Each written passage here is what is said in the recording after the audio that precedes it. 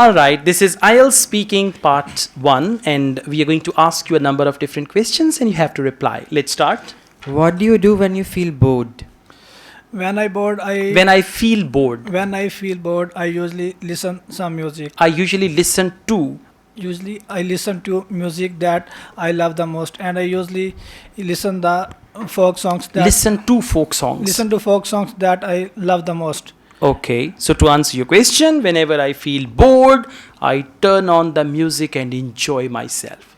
One sentence conclusion, okay? ठीक. Good. What kind of things are boring to you? Loneliness is the only thing that makes me bored. I am mostly That makes me feel bored. that makes Loneliness is the only thing that makes me feel bored. B-O-R-E-D. Okay? Yes.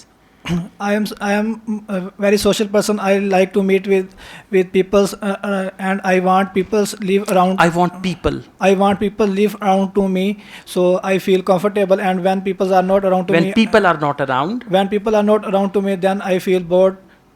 Okay, so to answer your question, I always feel bored when I am all alone, right?